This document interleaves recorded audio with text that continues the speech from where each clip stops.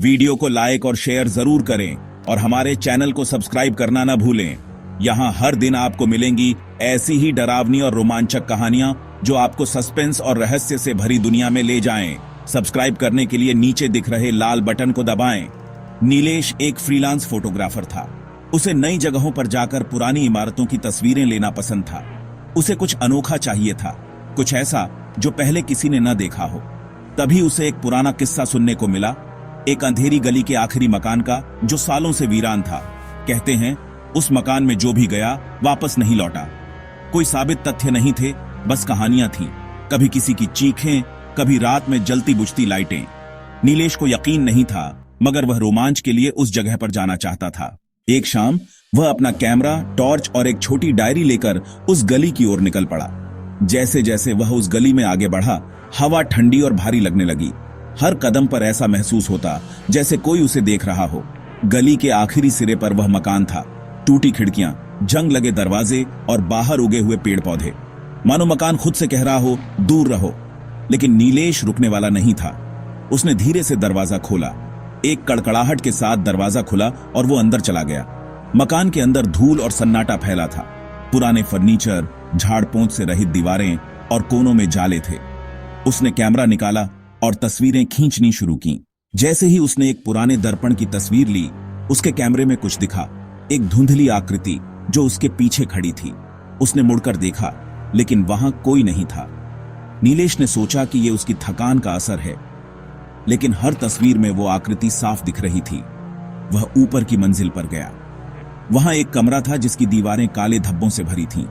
कमरा जैसे किसी ने जला दिया हो। उसने जैसे ही वहां कदम रखा, दरवाजा अपने आप बंद हो गया। नीलेश ने दरवाजा खोलने की कोशिश की, लेकिन वो टस से मस नहीं हुआ। तभी उसे कमरे में हल्की सरसराहट सुनाई दी। उसकी टॉर्च की रोशनी एक कोने में गई और वहां कुछ था। एक लड़की, बिखरे बाल, फटी हुई ड्रेस और सूनी आंखें। वो जमीन पर बैठी थी और एक पुराना खिलौना पकड़े हुए थी। नीलेश की सांसें रुकने लगी। उसने डरते हुए पूछा, तुम कौन हो? लड़की ने सिर उठाया और बोली, मैं वही हूं जहां तुम हो, खोई हुई। उसकी आवाज में कोई भाव नहीं था, बस एक खालीपन। फिर अचानक वो लड़की गायब हो गई। दरवाजा खुल गया। नीलेश बाहर भागा। वो सीढ़ियों से उतरकर नीचे आया, लेकिन वहां सब बदल चुका था। दीवारों पर अब खून के धब्बे थे और हर तरफ बच्चों की हंसी की गूंज थी। वह सीधा बाहर भागा, मगर दरवाजा नहीं मिल रहा था। मकान का नक्शा बदल चुका था। हर गलियारा एक भूल भुलैया बन गया था। एक कमरे में उसने देखा, दीवार पर तस्वीरें लगी थीं, सब उसी की थीं। वही कपड़े, वही कैमरा, लेकिन अलग अलग तारीखों में। एक तस्वीर में वो किसी छाया के साथ खड़ा था। ये सब कैसे संभव है? उसने खुद से पूछा। तभी उसे फिर वो लड़की दिखी, लेकिन इस बार वो गुस्से में थी। तुम सब आते हो, तस्वीरें लेते हो और चले जाते हो, हमें याद भी नहीं रखते। तुम कौन हो? नीलेश ने पूछा। हम वो हैं जो अब सिर्फ इन दीवारों में रहते हैं, और अब तुम भी यहीं रहोगे, लड़की ने कहा। नीलेश ने दौड़ लगाई, किसी तरह एक टूटी खिड़की से बाहर निकल गया। वो बेसुध सड़क पर गिर पड़ा। जब आंखें खुली तो वह अस्पताल में था। पुलिस को वह गली और मकान कभी नहीं मिला। जो पते उसने बताए, वो इलाके में कोई ऐसी गली ही नहीं थी।